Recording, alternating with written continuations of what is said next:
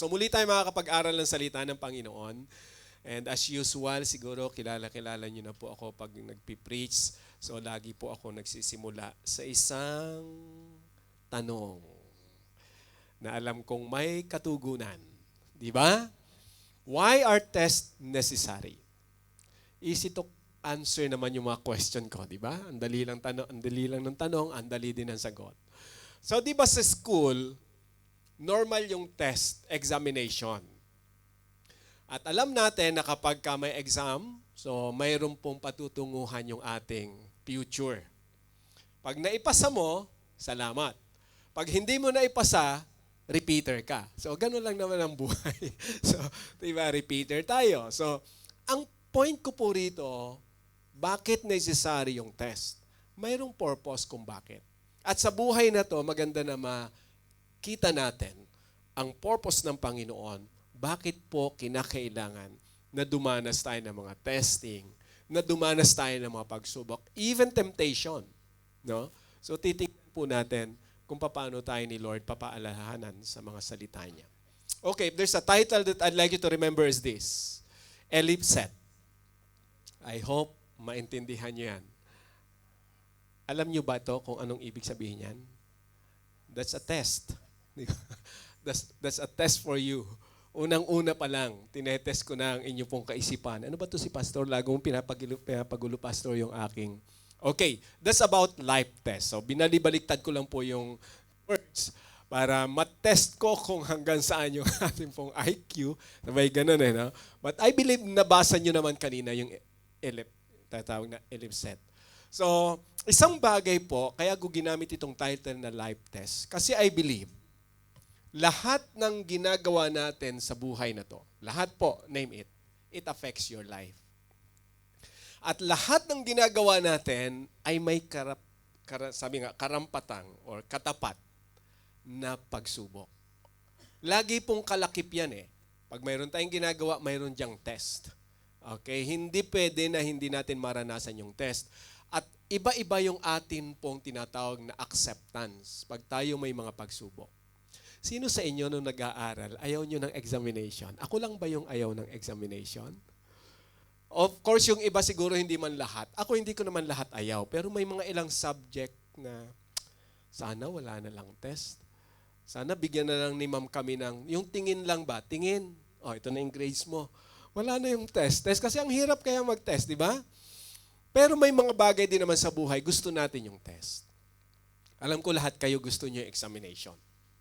Tama ba ako or mali? Sabay ganun. No? Lahat po tayo mayroong gusto at mayroong ayaw sa buhay. At alam po natin yung katotohanan. Minsan ayaw natin pero kinakailangang harapin. Dahil pag hindi natin hinarap, wala tayong mararating. Simpleng illustration, nung tayo nag-aaral, pag hindi ka nag-exam, wala kang certificate. Tama? The same thing din po kung titingnan natin ang buhay sa mundo na to. Lalo na sa pagtitiwala natin sa Panginoon, it is necessary for us to experience test or testing or challenge. Kaya ginamit ko po yung life test. Okay, if there's a verse na gusto kong unahin basahin is this. Then the devil left him, and behold, angels came and ministered to him. Ang tinutukoy po dyan na iniwanan ng devil o ni Satan, matapos po ang pagsusulit, ang pagsubok ay walang iba kundi ang ating Panginoong Jesus. Iniwan siya ni Satan dahil hindi talaga po kailanman kakayanin ni Satanas na subukin ang ating Panginoong Jesus. At ang magandang event na pinakita rito, after that event, angel came and ministered to him. Gusto ko pong makita natin kung papaano sa buhay ng Panginoong Jesus, ito lagi ko itong tinatandaan and I'd like to share to you. Ang Panginoong Jesus, nang siya po'y nagkatawan tao, mayroong dalawang main purpose na mahalagang makita natin. Unang-una, kaya siya naging tao para tubusin tayo sa ating kasalanan. Tayo bilang tao ay makasalanan. Kinakailangan na maging tao ang anak ng Diyos, ang ating Panginoong Hesus, para maging katubusan sa lahat ng tao na magtitiwala sa Kanya. Let me clarify. Sa lahat ng tao na magtitiwala sa anak ng Diyos, mayroon pong katubusan sa lahat ng kasalanan.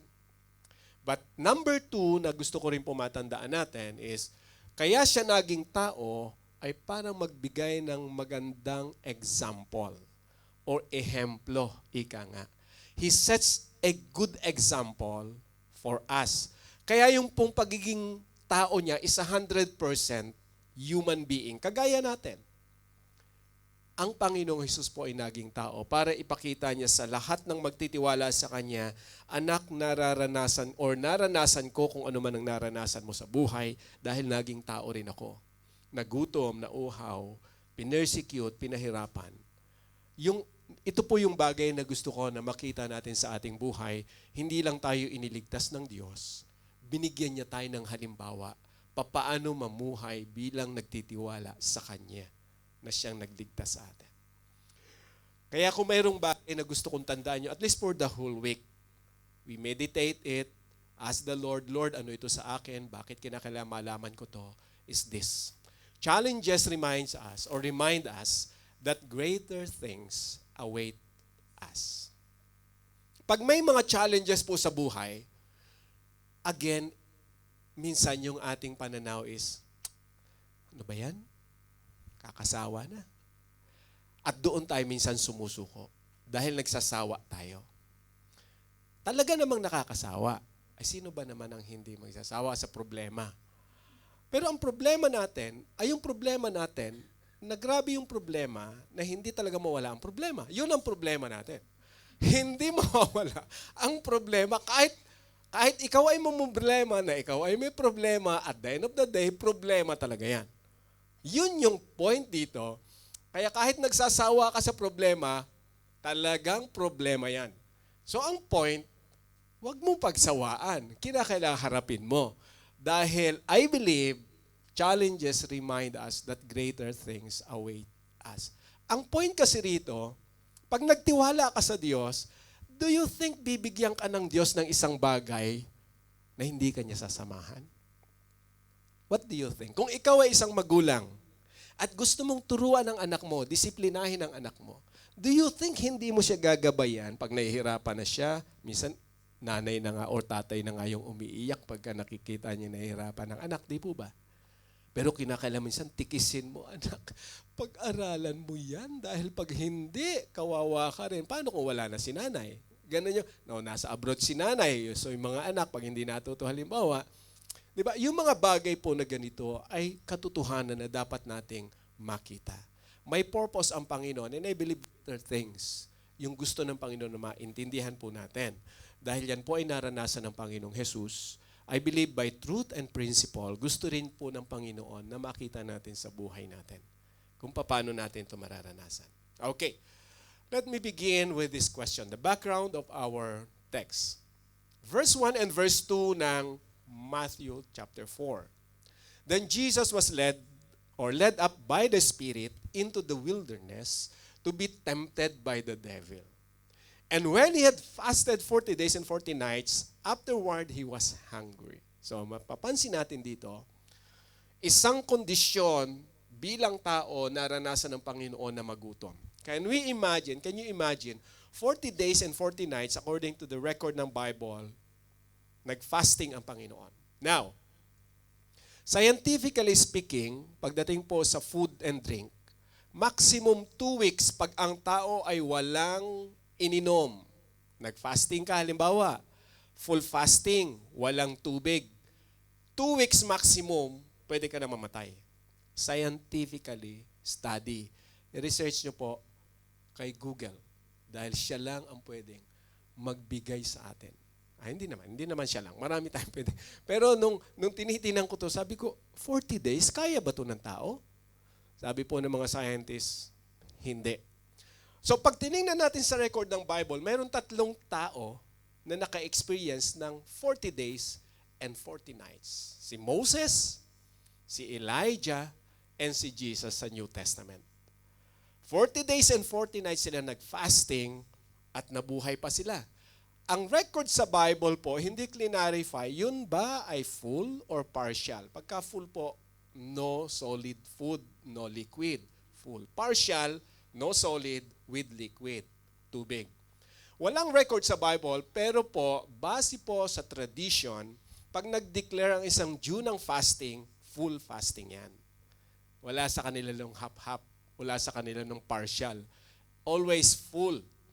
Okay? So, kaya natin dito makikita, based sa ilang study rin, kaya ko po ito binibigyan ng emphasis, kasi para makita natin yung pagkilos ng Diyos, most of the Bible scholars consider this as a supernatural move ni God sa buhay ni Moses, ni Elijah, and even ni Jesus.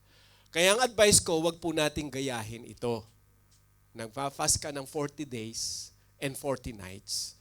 Dahil sabi mo, kinaya nga ni Lord, kinaya ni Moses, kinaya ni Elijah, Lord, alam ko kakayanin ko rin dahil kasama kita. So, hindi po ganon ang point dito. Hindi natin yung pwedeng tularan.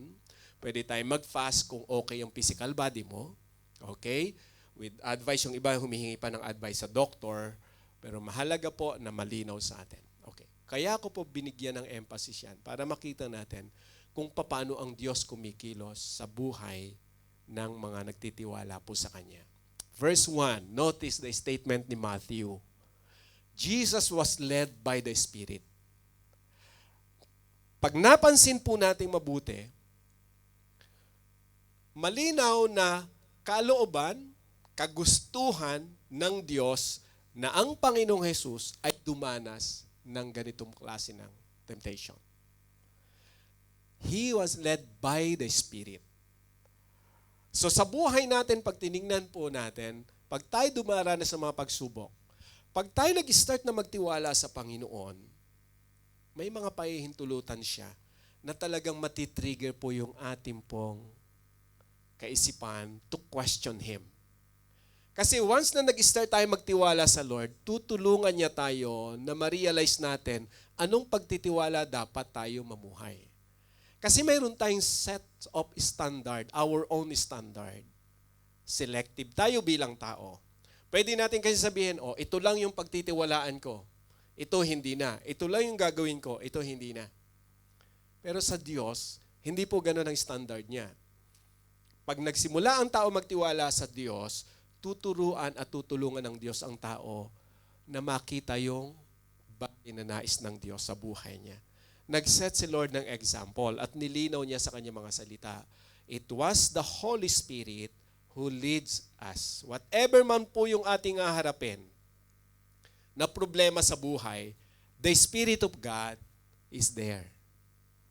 Pag ikaw may problema, hindi natin dapat isipin, Lord, parang ang layo-layo ko sa iyo. Ang dami kong problema, Panginoon. Bakit siya? Yung kapitbahay ko, wala man lang kaproblema. Kung makapag-karaoke, halos hindi ko na, di ba, napakasaya nila. Bakit ako? Hindi ako maka-move on. Bakit ang problema ko ganito? May mga bagay po sa buhay natin na na-challenge tayo lagi. Pero gusto kong tingnan nyo, unang-una, tingnan natin. Ang Espiritu ng Diyos ay sumasama or kasama natin sa panahon na tayo ay dumaranas ng pagsubok. Ulitin ko po, ang Espiritu ng Diyos ay kasama natin sa panahon na tayo ay dumaranas ng mga pagsubok sa buhay. Hindi tayo iniiwanan ng Diyos. Pag i-continue natin, we will continue the verse. Now, when the tempter or Satan came to him, he said, if you are the Son of God, command that these stones become bread. But he answered and said, it is written, man shall not live by bread alone, but by every word that proceeds from the mouth of God. So, if you remember, doon muna ako sa verse 4, you'll notice na paulit-ulit kong sinasabi before we study the word of the Lord, that the food of our spiritual being is His word. Kaya dito nilinaw ng Panginoon, as part ng ating supporting verse, sinabi ni Lord na ang mga salita ng Diyos ay pagkain po natin bilang nagtitiwala sa Kanya. Yung sinabi dito ni Jesus na man does not live or man shall not live by bread alone but by every word that proceeds from the mouth of God, walang iba yung kundi ang mga salita niya. Okay, linawin po natin. Background again in chapter 4. Go back to chapter 3. Ito yung event na si Jesus na baptized in water. During that baptism, after ni Lord na umahon po, doon po sa Jordan River, nagsalita ang Father from heaven. Ang statement ng Father was, "This is my beloved Son, whom I am well pleased." So dito natin makikita yung declaration ng Father from heaven. At kinote ni Satan yung statement na yon in this next chapter. Ang sabi ni Satan, "If you are the Son of God." So imagine, nag-i-inject siya ng doubt. So pag tiningnan natin the truth and principle here, the time we believe in God, ang dami pong pumapasok sa ating kaisipan pag tayo problematic. Isa na dyan yung, di ba? Praise ka pa dyan, pa-praise the Lord ka pa dyan, busy ka sa church. Tingnan mo ang buhay mo ngayon. Di ba mas maganda yung buhay mo dati? Nung hindi ka pa umaawit, di ka pa nagtitiwala sa Panginoon. Ganon si Satan mag-manipulate ng kaisipan ng tao. Iko-compare niya kung sino ka before, saan ka masaya before, at saan ka malungkot ngayon. But the objective of Satan here, of course, walang iba kundi to tempt Jesus. If you are the Son of God, kung ikaw talaga anak ng Diyos, command these stones to become bread. Take note po, kayang-kaya ng Panginoong Jesus na gawing tinapay ang bato.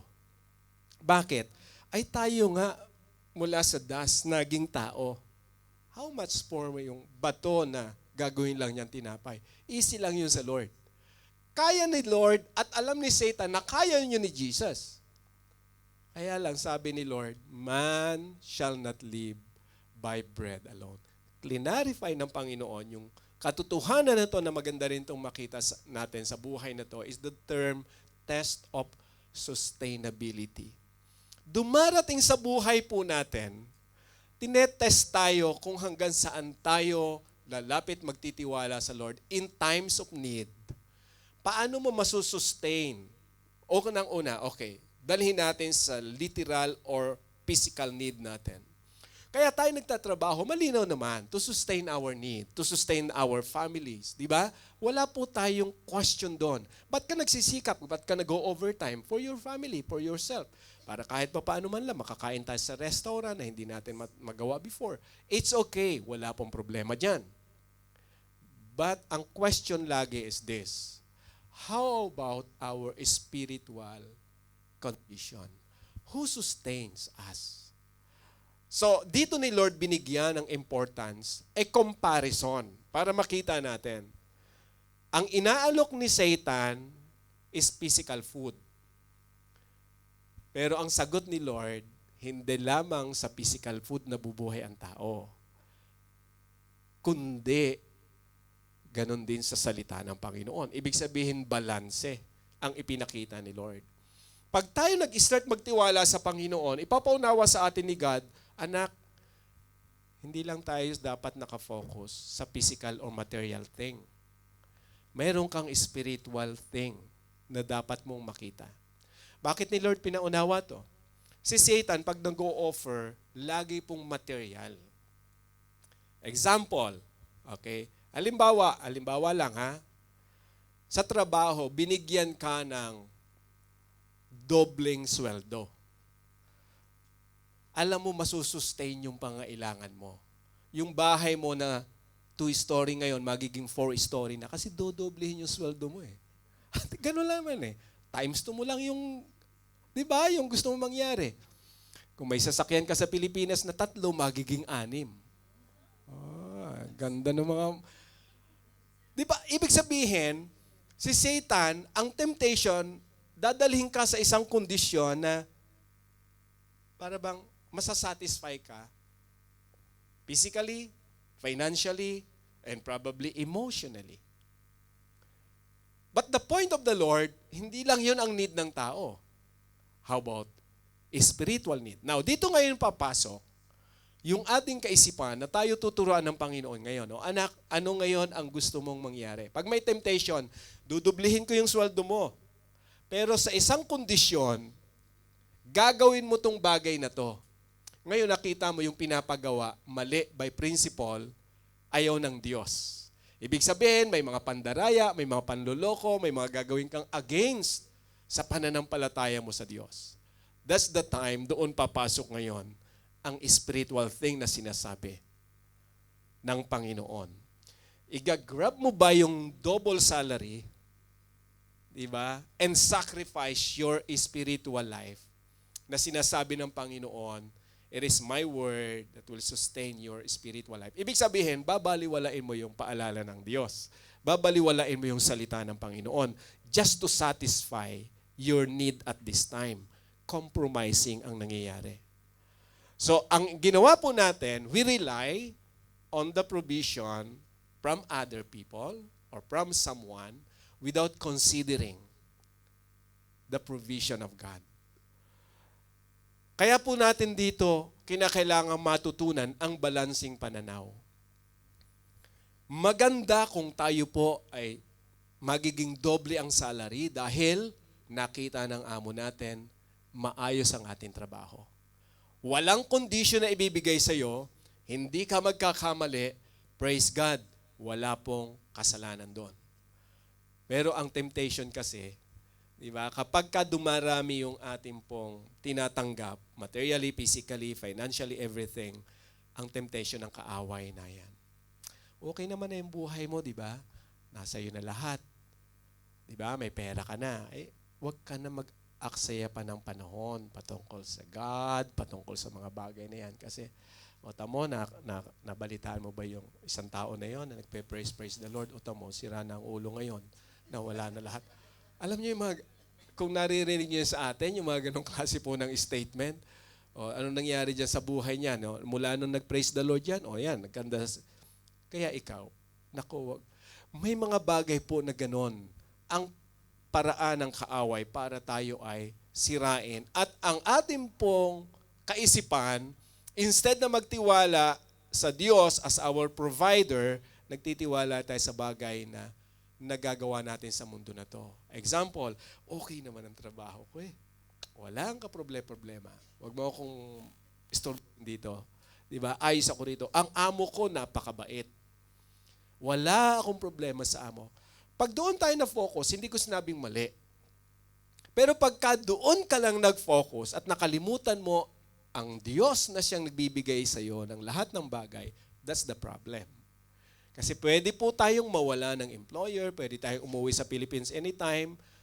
Tingnan natin ang nangyayari ngayon sa Middle East. Marami tayong makakilala sa Middle East. Anytime pwede silang umuwi. O ano na ngayon yung trabaho? Ano ngayon mangyayari? Ibig sabihin sa mundo na po na to, dapat makita natin that it is God who sustains us. Both physical and spiritual needs. Dapat tingnan po natin mabuti yan. Ginagamit lang ng Panginoon ang ating mga employer to bless us. Kung may business ka, ginagamit yan ng Panginoon to bless you, to sustain you. But God is the source of everything.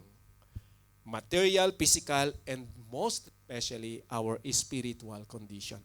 Ang ibig sabihin nito, pag dumating na sa point na kinakailangan natin ang salita ng Diyos, the truth and principle na kinakailangan natin sa buhay, you need to decide. Pag pumunta ka sa salita ng Panginoon, iiwas ka niyan sa mga compromising decision. Compromising, ibig sabihin na hindi pa hintulutan ng Diyos na magkamali ka sa decision mo na makakapagpasama po sa iyo. We will continue. Then the devil took him up into the holy city, set him on the pinnacle of the temple, and said to him, "If you are the Son of God, throw yourself down, for it is written, He shall give His angels," galing, no? "charge over you, and in their hands they shall bear you up, lest you dash your foot against a stone." Mapapansin po natin, pangalawang attempt ng enemy, kinote na naman niya yung, "If you are the Son of God." Again, china-challenge naman niya si Jesus about the identity. Diba, si Satan ganun minsan kung magbigay ng kaisipan sa atin.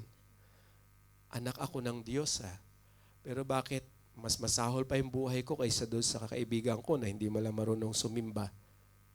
Walang ginawa kundi magpakasaya sa buhay. Ako, every Sunday nasa church, ba't ganito buhay ko? Minsan ang kaaway, magbibigay sa atin ng ganong kaisipan, if you are a child of God, bakit yan ang buhay mo ngayon? Diba? So, gawin mo na lang ito, gawin mo na yun. Gusto niyang utusan ng Panginoon. Sabi ni Lord Jesus said to him, it is written, again, you shall not tempt the Lord your God. So, dito natin makikita yung isang kaisipan na ang kaaway, dito malinaw, na tinitempt niya si Jesus to do something which is kaya naman ng Panginoon, pwedeng i-command ni Lord yung angel niya, malinaw yon kahit po sa crucifixion, fast forward, pwedeng sabihin ni Lord sa mga angel, bumaba kayo, patayin nyo lahat itong soldier na to, pero hindi ginawa ng Diyos. Ang mga angel pwedeng bumaba at tumulong. Diba? Doon sa verse natin kanina, malinaw, the angel ministered him. Pero in proper time. So dito natin makikita, nung sinabi ng Panginoon, you shall not tempt the Lord your God, it's about the security. It is the test of security. Sa buhay po natin, isa yan sa nagiging problema natin. To test our security, to test our future. Di ba natatakot tayo, ano na lang mangyayari sa future ko? Ano na lang mangyayari sa pamilya ko? That's the normal question na mayroon tayo. Anong mangyayari pag tanda ko? Di ba?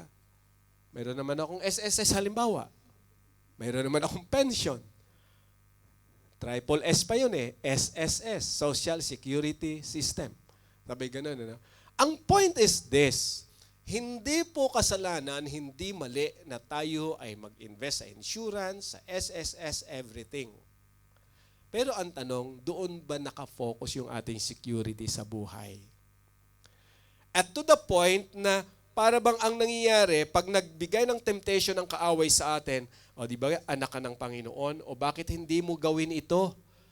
Pag ginawa mo yan, iingatan ka naman ng Diyos Dahil sinasamahan ka niya, pinagpala ka na nga niya, o gawin mo tong bagay na to. So, literally, gusto niyang patalunin si Jesus from the pinnacle para publicly, ang point is ganito makita ng mga tao kung paano ang Diyos kumilos sa iyo, Jesus. Pag tumalon ka dyan, mga anghel, sasamahan ka, di makikita ng mga tao, bravo! Ang galing! Tinulungan ng mga anghel. Siyempre, tuwan-tuwa yung mga tao. Pero the point is, that command is from the devil to test Jesus. Kaya talaga ng Panginoon yon. Wala pong imposible sa Diyos. Ano ang lesson nito sa atin? Minsan may mga bagay na dumarating sa ating kaisipan, di ba, kaya mo namang gawin to? Mayroon ka naman lahat ng bagay, di ba? Oo nga, mayroon. Gawin mo na para makita ng mga tao na talagang mabuti ang Diyos sa iyo. Ibig sabihin, pwedeng magbigay si Satan sa kaisipan natin na gamitin ko yung term sa Tagalog, maging mayabang tayo. Sorry to use the term, pero minsan yan ang nangyari. Isang Kristiyano, nagsasabing Kristiyano, pero pinapakita niya sa buhay niya, anak ako ng Diyos. Kaya kong gawin ng mga bagay na yan kasi sinasamahan ako ng Panginoon. Just to show to people that he is the son or child of God. Ang point dito ni Lord, yes, kaya tayong ingatan ng Diyos. Kaya tayong palakasin ng Panginoon. Pero unang-una na i-correct ng Lord dito is, where is our security? Pangalawa, paano natin tinitingnan yung paraan ng Diyos sa pag-iingat niya? Okay, typical example. Alam mong umuulan. Okay? Ang dami mga kaibigan, hindi naniniwala sa Lord. Pwedeng isipin natin at sabihin ng enemy, sige, patunayan mo nga na Kristiyano ka. Kahit mabasa ka, hindi ka magkakasakit. Sila takot mabasa punta ka na. Pag-pray mo lang, rebukein mo yung ulan na hindi ka magkakasakit. Then umuulan, pupunta ka ngayon, susubukan mo. Dadalhin mo yung sarili mo na, kahit maulan yan, let's go. Okay ang katawan natin, mayroon akong Diyos. I could say that is extreme faith. Hindi mo dapat subukin ng Panginoon. Kung umuulan, tama, magpayong ka. $15 or $30 na payong, Pastor, wala akong payong, kinakailangan ko umalis. That's another condition. Kung hindi may iwasan, talagang kailangan ka ng amo mo, nagmamadali, Lord, mababasa ako sa ulan. Sapat na yung prayer na, Panginoon, tulungan mo ako. Pero hindi yung, patutunayan ko sa inyo, na kahit ako mabasa, hindi ako magkakasakit. O see? Mahirap po yun. Ang point dito is check our reason or wag po natin na para bang kaisipan, ano yung motive natin, bakit mo gagawin ng isang bagay. If you will do that to test the Lord, stop it. Panginoon, di ba ikaw yung provider ko? Di ba ikaw yung may magagawa sa akin? Kausapin ko tong employer ko na to at pagsasabihin ko siya. So, mahirap po yun na sa isip mo parang ikaw yung nagiging commander at hindi si Lord. Di ba? Parang bibigyan mo si Lord ng isang gawain. No? Lord, God kita. Ingatan mo ako. Sabi ni Lord, do not test the Lord your God. Kaya ng Diyos na gawin yan, pero don't command God to do it for you.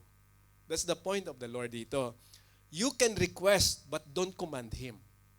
Because iba kasi yung pag ang puso natin, mayroong kababaan, Panginoon, wala po talaga ibang way, kundi puntahan ang amo ko, kailangan niya ako, pero umuulan. Lord, help me protect my physical body. Wala po ako nakikitang mali doon. Kung wala ka na talagang ibang way. Pero yung kababaan ng loob, ang titinan ng Diyos sa'yo doon. Okay? Kung may ganun pong time, we need to check our motive. True security comes from standing firm in our obedience to God. Dito natin titingnan sa sarili natin, ito bang gagawin ko na to ay bahagi ng pagsunod ko sa Diyos? Ito ba yung command niya talaga sa akin? Or ito lang yung gusto kong gawin? Tandaan po natin, pwede nating gawin anuman yung gusto nating gawin. Dahil mayroon sa yung sariling kagustuhan. Pero ang pagiging matatag, ang tinatawag po na security, na in a sense na panatag ang buhay mo, di ba, ay yung pagsunod natin sa Panginoon. Firm obedience o standing firm in our obedience to God. Na kahit ang temptation na yan, o di ba anak ka ng Diyos, patunayan mo sa mga tao na anak ka ng Diyos. Gawin mo ang bagay na to. Kung alam natin na nagkikreate yun ng pride, alam mo na yun ay gawain ng kaaway at hindi yun yung utos sa ng Diyos, stop those kind of practice. Probably it is that's the temptation of the enemy para matrap ka niya. So yung security natin, hindi po nababase sa kung anumang mayroon tayo sa buhay. Di ba kung anumang blessing sa atin ng Panginoon, hindi po doon nababase yung security natin. Okay na ang buhay ko, maganda ng trabaho ko, may savings na ako sa Philippines, everything will be fine. No, hindi po. Kung nawawala po ang Diyos sa equation natin pagdating sa security, we are in danger. Kasi anytime, pwedeng mawala po lahat ng bagay sa buhay natin. Huwag nating isipin na mayroon na tayong 10 million sa bangko, magwa 1 billion na yung iyong pera, halimbawa, secure ka na. Physically, marahil isipin mo okay, but spiritually, papaano ang buhay mo ngayon? Diba? So titingnan po natin sa balancing pananaw. Kaya nagsimula yung temptation sa pangailangan po yung tatawag na sustainability or provision ni Lord na dapat physical and spiritual, both side tinitingnan po natin. Para pag dumating na yung ibang bagay, alam mo kung paano i-apply sa buhay ang salita ng Panginoon. Let's continue. Again, the devil took him up on an exceedingly high mountain and showed him all the kingdoms of the world and their glory. And he said to him, all these things I will give you if you will fall down and worship me. Third attempt, you notice, wala na yung if you are the Son of God. Wala na, no? Kasi alam ni Satan, hindi niya kailanman makukuha or matetempt si Jesus pagdating sa identity. So ang ginawa ni Satan ngayon, okay, kayamanan ngayon ang i-offer ko sa iyo. Pinakita ni Satan sa Lord. kung ano ang kayang ibigay. Sabi, all these things I will give you. Masasabi ko po, that statement is a lie. Kasinungalingan. Bakit? Ang kausap niya is the creator of everything. Si Jesus. Even si Jesus nga ay nag-create kay Lucifer. Angel. Si Satan po, Lucifer yan. Si Lucifer, angel na nag-rebel against God. Siya ang lumikha ng anghel. Siya ang lumikha ng lahat ng bagay. And then i-offer niya sa Creator, I will give you all. Kasinungalingan po yon. Ang nature ni Satanas ay magsinungaling lagi. Kaya minsan, ang offer niya sa tao, kaya kong gawin lahat ng kailangan mo sa buhay. Kung sasamba ka sa akin, yun ang kondisyon. Kung luluhod ka sa akin, kung gagawin mo yung mga bagay na gusto ko, ibibigay ko sa iyo ang lahat ng yan. Kasi nungalingan po yon. Kasi walang magagawa si Satanas sa buhay ng mananampalataya. Let me clarify. Pag ang tao nagtiwala sa Diyos, iingatan siya ng Diyos. Walang magagawa si Satanas sa buhay ng taong nagtitiwala sa Diyos. Ang kaya lang dayain ni Satanas, yung taong ayaw magtiwala sa Diyos. Sino mag-iingat sa taong ayaw magtiwala sa Diyos? Ay si Satanas ay mas makapangyarihan kaysa sa tao.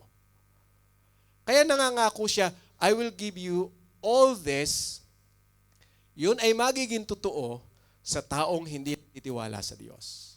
Kasi pwede naman talagang gumawa ng bagay na pwedeng magpayaman sa Satanas sa buhay na to, sa mundo na to.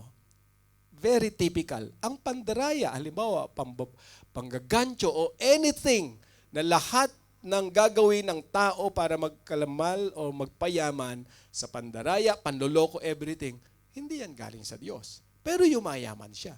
Kanino galing yon? That's the point ng salita ng Panginoon dito. Kaya ni Satanas magbigay ng bagay sa mundo na to.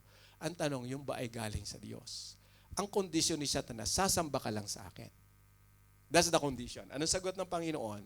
Then Jesus said to him, away with me, Satan, for it is written, you shall worship the Lord your God, and Him only you shall serve. Now the point of the Lord is this, very clear. You shall worship the Lord your God, and Him only you shall serve. Wala kayo bang dapat sambahin? Wala ka bang dapat paglingkuran? Satanas, maliban sa Diyos. Parang gusto sabihin ng Panginoon, kaharap mo ang Diyos na lumikha sa'yo. Kilala kasi ni Satanas, si Jesus talaga, Son of God. Kaya lang nag-a-attempt talaga si Satanas. Wala siyang ginagawa kundi mag-attempt. Now, ang point dito, fast forward, gusto kong bigyan kayo ng idea. Sabi ko kanina, it is the Holy Spirit who led Jesus, which is kinote natin kanina sa verse. Tama? To be tempted by the devil.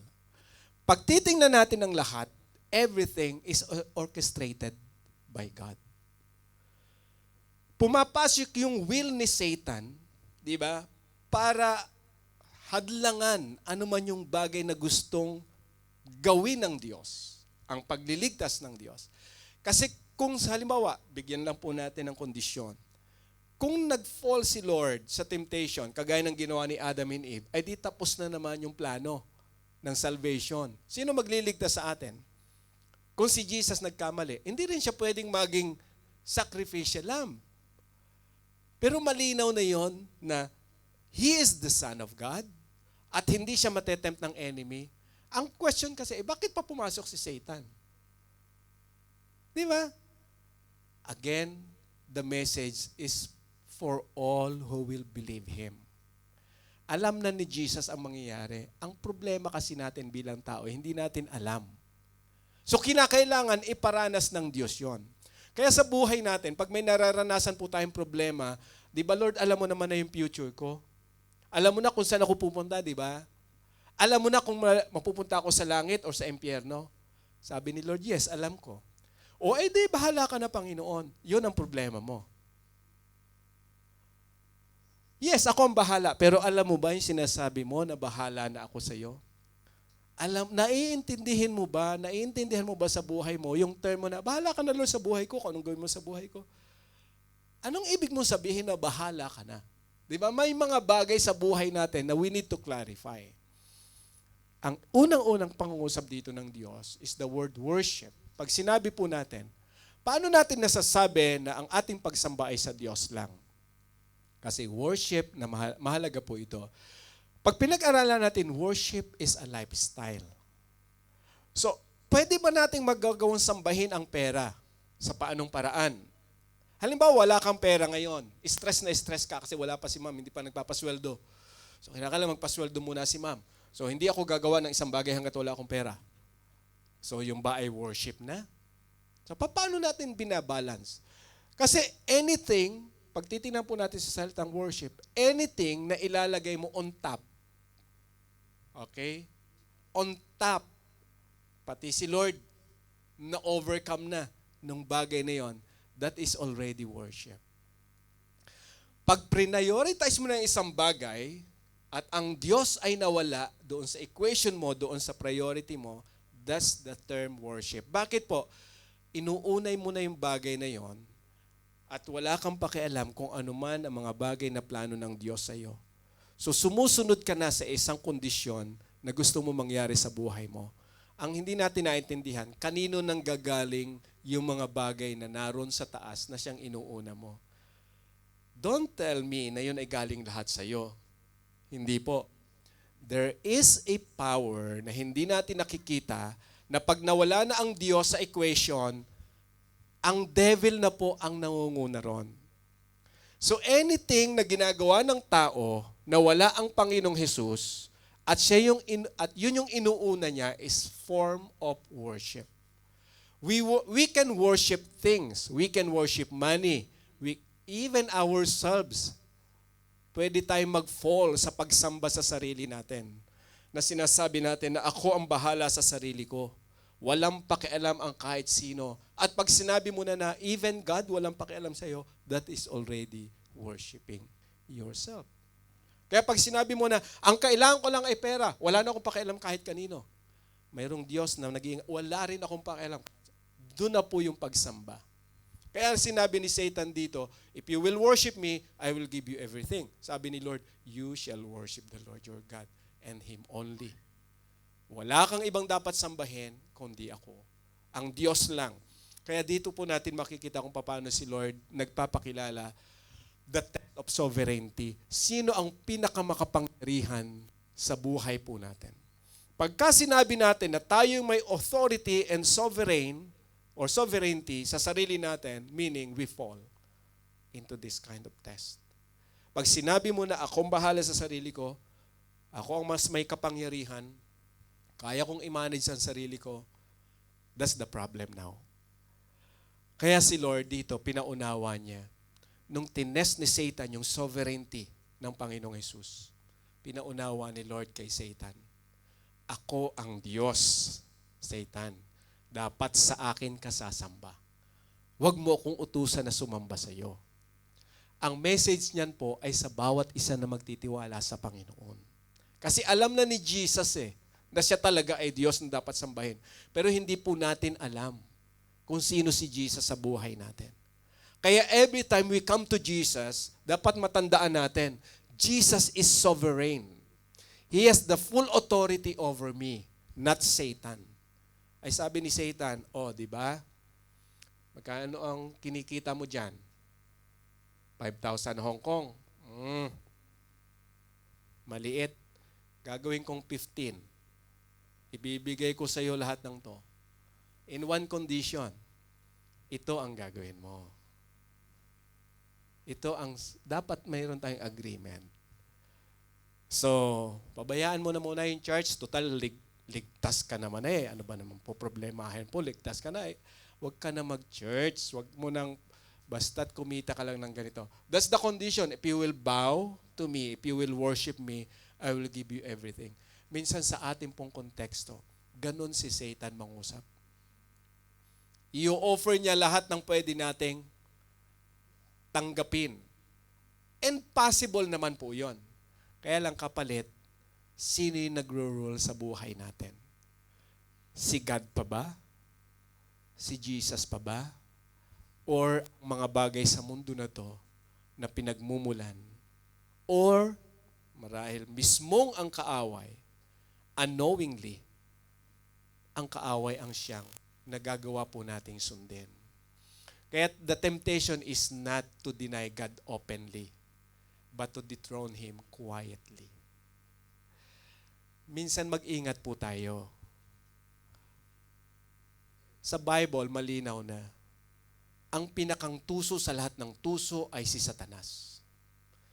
The best psychologist si Satanas. Kita pa lang ni Satanas sa mukha niya, sa mukha mo, sa mukha ko. Alam ni Satanas kung may problema ako or hindi. Mukha lang yung titingnan ni Satanas at yung mata ko, everything. But isip ko, hindi niya kayang basahin. Ang isip natin, hindi kayang basahin ni Satanas. Only God knows the mind and the heart. Kaya lang dahil sa mga, anong tawag dito? Action natin, reaction ng mukha natin, alam ni Satanas kung stress ka or hindi. At pagkausap mo isang tao, alam na alam ni Satanas kung saan ang pinaguhugutan mo dahil sa mga terminology na lumalabas sa'yo, that's the time yung temptation. Ibibigay niya sa'yo para lalo kang bumagsak. At yun ang ayaw ng Diyos. Quietly minsan nadidethrone ang Diyos sa buhay natin. Hindi mo man ipagsabi na ayaw ko na sumimba, ayaw ko na sa church, ayaw ko na everything, ayaw ko na magbasa ng Bible, but unti-unti si Satan nag-i-inject sa'yo ng isang bagay para mabaliwala na sa'yo kung sino ang Diyos na pinaglilingkuran mo. And then mapupunta ka sa isang desisyon. Quietly, you dethrone Him as your King. Why? By not following Him anymore. Ang sinusunod na natin, yung bagay na gusto lang natin gawin. Pero sinasabi natin sa sarili natin, I'm a Christian. Busy nga ako lagi sa church. Pastor pa nga ako . Hindi po sapat na sabihin ko, I am a pastor.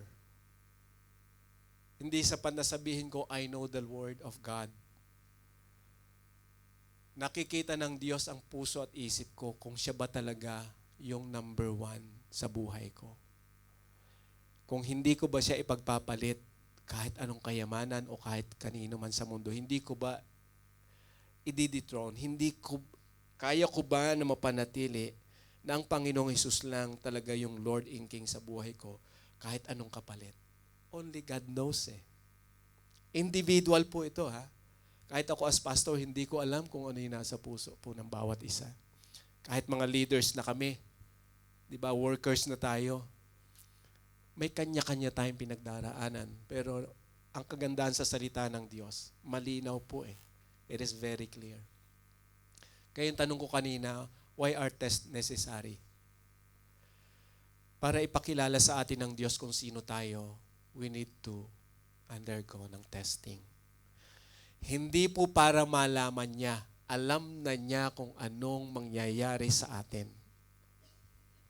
Tandaan po natin, kahit mamaya, kahit ngayon lang hindi natin alam kung ano yung isip hindi ko nga alam kung ano nasa isip nyo. Kung ang dating sa inyo, ito si pastor, wala talagang ang pinagsasasabi nito. Wala akong ka-idea-idea gano'n no? Pero God knows kung ano yung mamaya, hindi natin alam kung ano mangyayari. He knows. God knows what will happen later. Kaya yung term na why are tests necessary? Para i-reveal sa atin ng Diyos yung possibility na pwedeng mangyari. Padadaanin ka ni Lord, tayo po padadaanin ng Panginoon sa testing.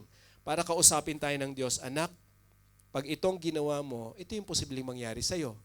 Pag itong ginawa mo, ito yung posibleng mangyari sa'yo.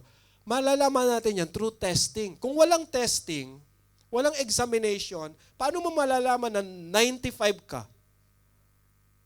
Self-declaration? 95 ako. Nung exam namin, nasa ng test paper? Wala. Ay, paano ka naging 95? You need to undergo. Kinakailangan dumaan ka sa testing. That's the point na makikita po natin dito. Challenges remind us that greater things await us. Maganda po ang inihahanda ng Diyos kung bakit Kanya binigyan ng pagsubok. Huwag kang maderail doon sa tactics ng enemy. Pinagtagumpayan na ng Panginoong Hesus. Lahat ng pwede nating gawin, alam ng Diyos, ang gagawin lang po natin, mapit tayo sa Panginoon. Look at the pattern ng victory ng Panginoon. He knew the Word, He trusted the Father, He refused shortcuts, and He worshiped God alone. This is a good example. Alamin natin ang salita ng Panginoon. Magtiwala tayo sa Diyos na lumikha sa atin. Huwag tayo masanay sa shortcuts. Yung gusto mong gawin ngayon, sabi ni Lord, anak, doon ka muna, punta ka muna ron, Lord, masyado matagal. Ito na lang. Huwag po nating ugaliin na magmadali. Pag nagtitiwala tayo sa Panginoon and worship God alone, huwag kang sumamba sa kanino man. Huwag mong i-prioritize sa mga bagay sa mundo na to the point, si Lord nababaliwala sa buhay mo. Huwag po. Huwag nating hayaan na dumating tayo sa point na yun. Kung mayroon man tayong mga ganong event sa buhay, let's come to the Lord and ask forgiveness and seek the Lord. Lord, help me na ikaw po yung mauna sa buhay ko. Hindi mo man alam kung paano nangyayari pa yon, pero the prayer, yung heart and mind natin na isasubmit sa Lord, He will give you an understanding paano mangyayari, paano gagawin. Kaya atin pong statement, nabasa nyo to, when God puts us to the test, trust Him with the rest. Minsan hindi mo alam kung ano mangyayari, bakit ka na yan. Ipagkatiwala mo lang sa Lord. Yung mga susunod na hakbang, decision, everything, huwag mo siyang pangunahan. Dahil kaya kanya dinala dyan, meron siyang magandang plano para sa'yo. At huwag mong hayaan na yung magandang plano na yun ng Diyos sa buhay mo, mawala. Dahil hindi mo sinunod yung kagustuhan ng Diyos sa buhay mo. My final advice, let us trust God as our provider, protector, Lord, and King. Pag po nakita natin ang ating need, physical and spiritual need, remember, He is our provider. Not only material and physical, but spiritual. Let's balance it. Huwag nating isacrifice ang spiritual need, ibig sabihin the wisdom that comes from the Lord, His Word. Huwag po nating baliwalain ang salita ng Panginoon na nangungusap sa atin. Especially kung mayroon tayong mga decision na dapat gawin. Kung may nag-o-offer sa atin ng kayamanan, pero ayaw naman ng Lord dahil yun ay nagva-violate sa Lord ng Panginoon, be careful. The Lord will provide whatever we need. He will protect us. Sa mundo, temporary yung protection na pwedeng ibigay. But sa Lord, it is eternal protection. Walang pwedeng makagawa po niyan. Lord and King, sa ganun, sa araw-araw po natin ginagawa, alam natin sa isip at puso natin that Jesus is the only Lord and King that we need to worship. Wala kang ibang dapat sambahin. Wala kang ibang dapat bigyan ng parangal. Number one sa buhay mo, maliban sa Panginoong Jesus. Pag nagawa po natin yon, I believe, kung papaano na si Satan iniwan ang Panginoong Jesus dahil hindi niya kaya, I believe bawat mananampalataya sa Lord na sumusunod sa Kanya, nagtitiwala, hindi po siya kailanman magagawang ibagsak ng kaaway. Kasi hindi pa hihintulutan ng Diyos yon. And nakita natin sa ating previous verse, the angel ministered to Jesus. Hindi po natin nakikita ang kapangyarihan ng Diyos, but maraming paraan ng Panginoon para makapag-minister siya sa atin. Probably the angel hindi mo nakikita, but God uses people, uses situation, condition, to reveal to us that He is in control of our lives. Kaya ng Diyos na patunayan po yon sa buhay natin. Ang mahalaga lang, siya ba yung ating pong provider? Siya ba yung protector natin? Siya ba yung Lord and King natin? If He is our provider, protector, Lord and King, I believe His promise for us will manifest sa buhay po natin. Makikita at makikita po natin yan. Kaya remember, challenges reminds us that greater things await us. Maraming plano ang Panginoon, magaganda po. Hindi mo man nakikita ngayon, ipagkatiwala mo lang sa Lord.